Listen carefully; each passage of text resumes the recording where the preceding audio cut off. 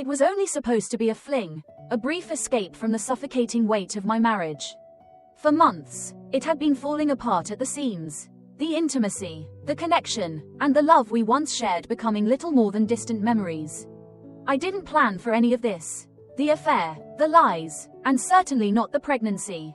But now here I was, standing in front of the bathroom mirror, staring down at the pregnancy test in my shaking hands. Positive.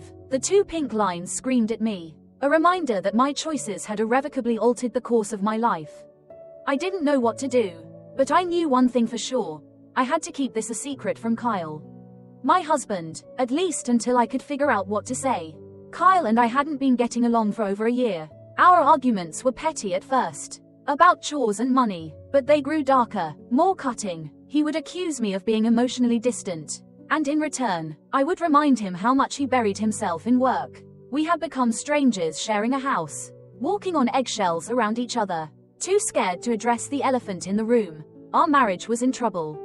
So when I met Ryan, it felt like a breath of fresh air, a temporary reprieve from the storm.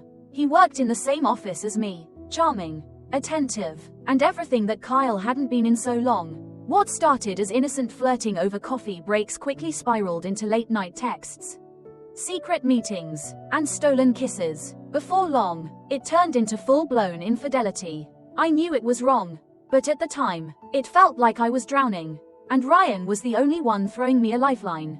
I never meant for it to go this far. I told myself that I would end it, that I would fix things with Kyle. But the longer it went on, the more tangled the web of lies became. And now, with the pregnancy, I was trapped. This child might not even be Kyle's. But how could I ever tell him that? How could I confess that I had betrayed him? Betrayed everything we had built? The sound of Kyle's voice calling my name from downstairs shook me out of my thoughts. I quickly stuffed the pregnancy test in the back of the drawer and splashed water on my face. I didn't have time to think about all of this now. I needed to keep calm, act normal, be right there. I called back, trying to steady my voice. When I made my way downstairs, Kyle was sitting at the kitchen table, scrolling through his phone. His eyes flickered up to meet mine, and for a moment, I felt a chill. There was something different about the way he looked at me. Suspicion. Had he noticed something? No, it couldn't be. I'd been careful. How was your day? I asked, forcing a smile as I poured myself a glass of water. Fine, he said, his tone clipped. How about yours? Same old, I replied, trying to keep my voice light. Busy at work, but nothing too crazy. He grunted in response, and I could feel the tension in the air between us. It was like this most nights now, both of us playing parts in a charade, pretending like everything was fine when we both knew it wasn't. I thought I was doing a good job of hiding it, but looking at him now, I wasn't so sure anymore. The next few days passed in a blur of anxiety and paranoia. Every time Kyle looked at me, I felt like he was seeing through my lies, like he somehow knew. I couldn't sleep, I couldn't eat, and all the while, the secret I was carrying inside me grew heavier. I couldn't even confide in Ryan. He didn't know about the pregnancy either. I was completely alone in this mess, and it was only a matter of time before everything came crashing down. Then, one evening, it happened. I came home late from work, my nerves already frayed from the day.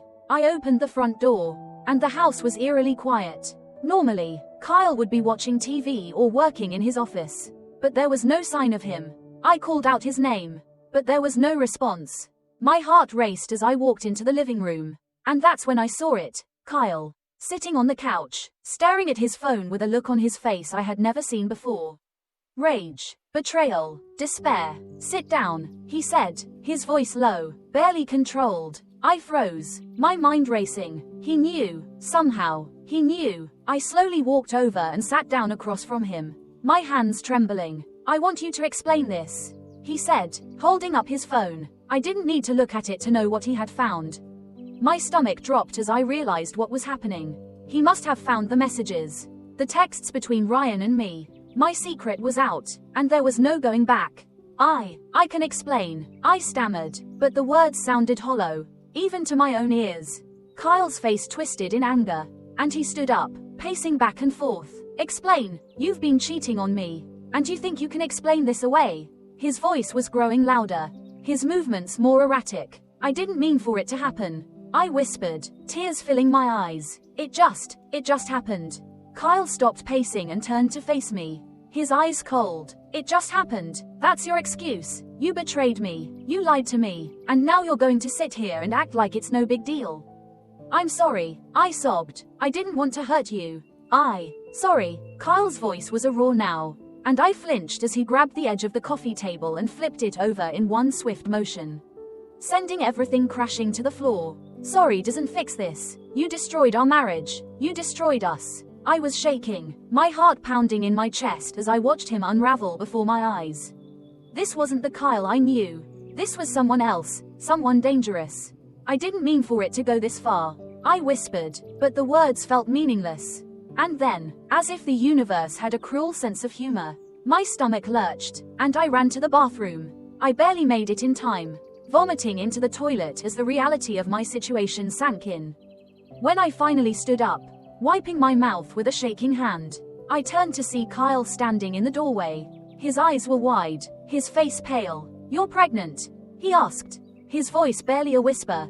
I nodded, unable to speak. "And it's not mine, is it?" His voice cracked, and I could hear the pain behind his words.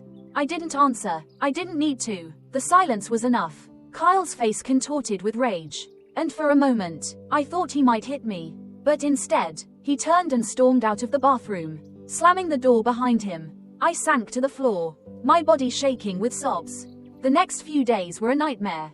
Kyle barely spoke to me, and when he did, it was cold and distant. He refused to sleep in the same bed as me, and I could feel him pulling further and further away. And then, one night, he snapped. I came home from work to find him drunk, stumbling around the house, smashing things in a fit of rage. "You ruined everything," he shouted, throwing a picture frame against the wall. "We could have had a life together, but you threw it all away for what? For some other guy?" "I'm sorry," I cried, trying to calm him down.